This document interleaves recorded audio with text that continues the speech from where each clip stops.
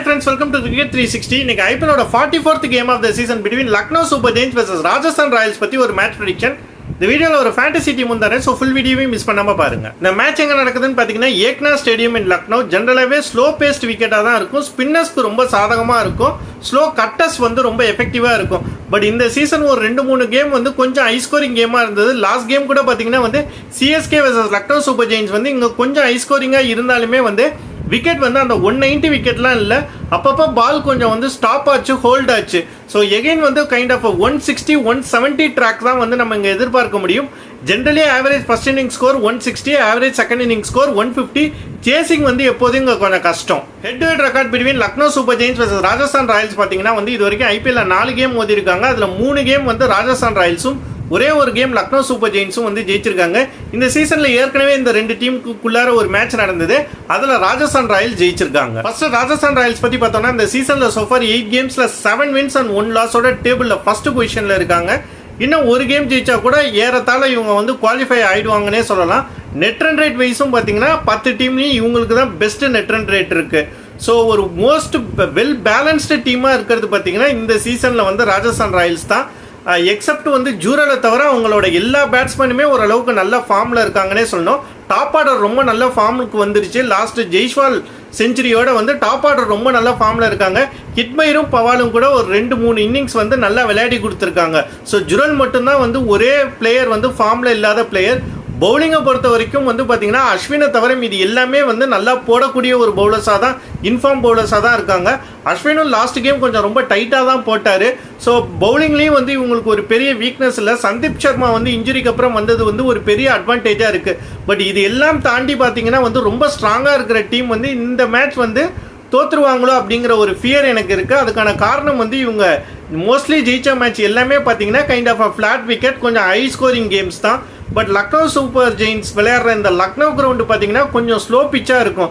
அந்த ஸ்லோ பிச்சில் வந்து எஃபெக்டிவாக வந்து இவங்கள்ட்ட பவுலர்ஸ் இருக்காங்களா, இவங்க பேட்டிங் எப்படி ரெஸ்பாண்ட் பண்ணும் அப்படிங்கிற ஒரு கேள்வி இருக்குது.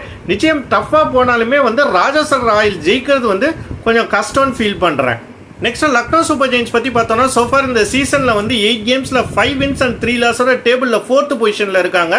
Back to back wins against வந்து சிஎஸ்கே எடுத்திருக்காங்க.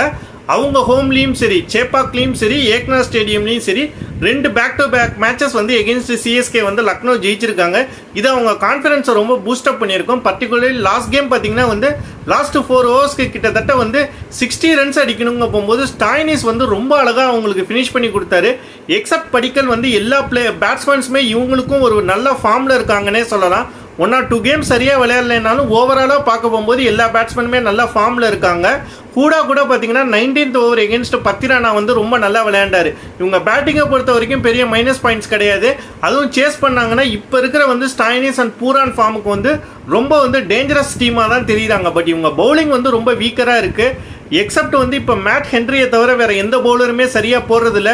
பிஷ்னாயை ஒருவேளை இவங்க சரியாக பயன்படுத்துறது இல்லையா, இல்லை அவர் ஃபார்மில் இல்லையானே தெரியல. இந்த சீசன் சோஃபார் எந்த கேமுமே அவர் சரியாக பர்ஃபார்ம் பண்ணல. மயங்க் யாதவ் இல்லாமல் அவங்களோட பவுலிங் யூனிட் வந்து கொஞ்சம் ரொம்ப ஸ்ட்ரகிள் பண்ணிட்டு வராங்க. பேட்டிங்கை வச்சு எப்படியோ மேனேஜ் பண்ணிக்கிட்டு இருக்காங்க. பட் இந்த ஸ்லோ விக்கெட்டில் வந்து குர்னால் பண்டியா கூட 1 or 2 கேம்ஸ் நல்லா போட்டிருக்கிறதுனால வந்து ஒரு ஹோம் அட்வான்டேஜ் இருக்குது இவங்களுக்கு. அந்த ஒரே காரணத்துக்காக தான் வந்து ராஜஸ்தான் ராயல்ஸ் ஒரு வெல் பேலன்ஸ்டு டீமை விட வந்து இவங்க ஜெயிக்கிறதுக்கான வாய்ப்புகள் அதிகமாக இருக்கிற மாதிரி நான் பார்க்குறேன். So I predict Lucknow Super Giants win. Fantasy team and tips பற்றி பார்ப்போம். ஃபேண்டசி டீம் பார்த்தீங்கன்னா இதுதான் என்னோட ஃபேண்டசி டீம். நான் விக்கெட் கீப்பர்ஸ் வந்து 4 பேரை சூஸ் பண்ணியிருக்கேன். ராஜஸ்தான் ராயல்ஸ்லேருந்து Jos Buttler and Sanju Samson 2 பேருமே நல்ல ஃபார்மில் இருக்காங்க. அதுவும் சஞ்சு சாம்சனுக்கு வந்து பார்த்தீங்கன்னா வந்து மிடில் ஓவர்ஸில் வந்து இந்த மாதிரி பிச்சில் வந்து இன்னும் நல்ல எஃபெக்டிவாக இருப்பார் அப்படின்னு சொல்லி நான் ஃபீல் பண்ணுறேன். ஸோ 2 இன்ஃபார்ம் பிளேயர்ஸை டெஃபினட்டாக நம்ம மிஸ் அவுட் பண்ண முடியாது. லக்னோ சூப்பர் ஜெயின்ஸ்லேருந்து பார்த்தீங்கன்னா ராகுல் அண்ட் வந்து நிக்லஸ் பூரான் இதே விக்கெட்டில் வந்து நல்லா ஃபினிஷிங்கும் பண்ணியிருக்காரு. ராகுலும் லாஸ்ட் ஒரு 2-3 கேம்ஸ் வந்து ரொம்ப நல்லா விளையாடுறாரு. டிகாக்கா கம்பேர் பண்ண போகும்போது இப்போ ராகுல் ஃபார்முக்கு வந்துட்டாருன்னு எனக்கு தோணுது. ஸோ அதனால் ராகுல் எடுத்திருக்கேன். டிகாக்கா வந்து நம்ம எடுக்க முடியல, பிகாஸ் வந்து கொஞ்சம் காம்பினேஷன்ஸ் வேறு செட் பண்ணணும் அப்படிங்கிறதுனால வந்து டிகாக் நம்ம வந்து மிஸ் அவுட் பண்ணுற மாதிரி இருக்குது. பேட்ஸ்மேன்ஸ் பார்த்தீங்கன்னா ஒரே ஒரு பேட்ஸ்மேன் தான் வந்து அகாமடேட் பண்ண முடிஞ்சுது, ஜெய்ஸ்வால். பிகாஸ் வந்து டீம் காம்பினேஷனை பொறுத்த வரைக்கும் நம்ம நிறைய பேட்ஸ்மேன்ஸும் எடுக்க முடியாது. ஜெய்ஸ்வால் லாஸ்ட் கேம் வந்து மும்பை எகென்ஸ்டாக செஞ்சுரி அடித்து நல்ல ஃபார்மில் இருக்கார். இந்த மாதிரி ஸ்லோ விக்கெட்ஸில் வந்து அவர் இன்னுமே எஃபெக்டிவாக இருப்பாருன்னு சொல்லி நான் ஃபீல் பண்ணுறேன். ஆல்ரவுண்டர்ஸ் பார்த்தீங்கன்னா 2 ஆல்ரவுண்டர் சூஸ் பண்ணியிருக்கேன். இதில் பராகை வந்து நம்ம ஆல்ரவுண்டர் அப்படின்னு சொல்லி கன்சிடர் பண்ண முடியாது. அதுக்கான காரணம் அவர் எந்த மேட்ச்லையும் பவுலிங் போடுறது கிடையாது. ஸோ அவர் வேண்டாம், எனக்கு அடிஷ்னலாக ஒரு பவுலர் வேணும்னா நீங்கள் வேணால் லக்னோ சூப்பர் ஜெயின்ஸ்லேருந்து குர்னால் பாண்டியாவையோ இல்லைனா வந்து மேட் ஹென்ரியவோ எடுத்துக்கலாம். பட் அவங்க 2 பேரையும் ரொம்ப ட்ரஸ்ட் பண்ண முடியாதுங்கிறதுனால ஒருவேளை பேட்டிங் கொலாப்ஸ் வந்து இனிஷியலாக வந்து ராஜஸ்தான் ராயல்ஸுக்கு எதுவும் ஏற்பட்டால் இவர் கொஞ்சம் ஸ்டெபிலைஸ் பண்ணுவாருங்கிறதுக்காக நான் இவரை எடுத்திருக்கேன். இன்னொரு ஆல்ரவுண்டர் பார்த்தீங்கன்னா ஸ்டாய்னிஸ் லாஸ்ட் 2-3 கேம்ஸ் பவுலிங்கும் பண்ணுறாரு. லாஸ்ட் கேம் வந்து அவர் விளையாண்ட இன்னிங்ஸ் வந்து one of the best IPL innings in சேஸ்னே சொல்லலாம். இன்ஃபேக்ட் சேஸில் வந்து அதிகம் ஸ்கோர் பண்ணியிருக்கிற ஒரு சக்ஸஸ்ஃபுல் சேஸில் அதிகம் ஸ்கோர் பண்ணியிருக்கிற பிளேயராகவும் வந்து பார்த்தீங்கன்னா வந்து ஸ்டாய்னிஸ் தான் இருக்கார். ஸோ அவரை டெஃபினட்டாக மிஸ் அவுட் பண்ண முடியாது. பவுலர்ஸ் பார்த்தீங்கன்னா 4 பவுலர் சூஸ் பண்ணியிருக்கேன். இதில் 3 பேரை ராஜஸ்தான் ராயல்ஸ்லேருந்து சூஸ் பண்ணியிருக்கேன். சந்தீப் சர்மா இந்த மாதிரி பிச்சர்ஸில் ரொம்ப எஃபெக்டிவாக இருப்பார். லாஸ்ட் கேம் ரொம்ப நல்லாவும் போட்டார், மேன் ஆஃப் த மேட்சும் வாங்கியிருக்காரு. சாகல் எப்போதுமே ரொம்ப கன்சிஸ்டண்ட்டான ஒரு பவுலர். ஸோ டெஃபினட்டாக அவரை நம்மளால் ட்ராப் பண்ண முடியாது. ட்ரெண்ட் போல்ட்டுக்கு இந்த விக்கெட் வந்து எவ்வளோ சூட்டபுளாக இருக்கும்னு எனக்கு தெரியல. பட் லக்னோ சூப்பர் ஜெயின்ஸோட பவுலர்ஸை கம்பேர் பண்ண போகும்போது வந்து போல்ட் எவ்வளவோ பரவாயில்லன்னு சொல்லி நான் ஃபீல் பண்ணுறேன். இல்லை வேண்டான்னா நீங்கள் வந்து வேற ஒரு லக்னோ சூப்பர் ஜெயின்ஸ் பவுலரை கூட எடுத்துக்கலாம். லக்னோ சூப்பர் ஜெயின்ஸ்லேருந்து ஒரே ஒரு பவுலர் யாஷ் தாக்கூர். பிகாஸ் வேறு எந்த பவுலரையுமே நம்ப முடியல. பிஷ்னா எடுத்தால் அது கொஞ்சம் ரிஸ்கி ஆப்ஷனாக இருக்கும். ஏன்னா இந்த சீசன் அவர் பெருசாக ஃபார்மில் கிடையாது. ஸோ யாஷ் தாக்கூரே ஒரு பெட்டர் ஆப்ஷன் சொல்லி நான் ஃபீல் பண்ணுறேன். Captain and vice captain choices பார்த்தீங்கன்னா நான் கேப்டனாக ராகுலை சூஸ் பண்ணியிருக்கேன். இந்த விக்கெட்டில் லாஸ்ட் கேம் எகென்ஸ்ட் வந்து சிஎஸ்கே ரொம்ப நல்லா விளையாண்டாரு.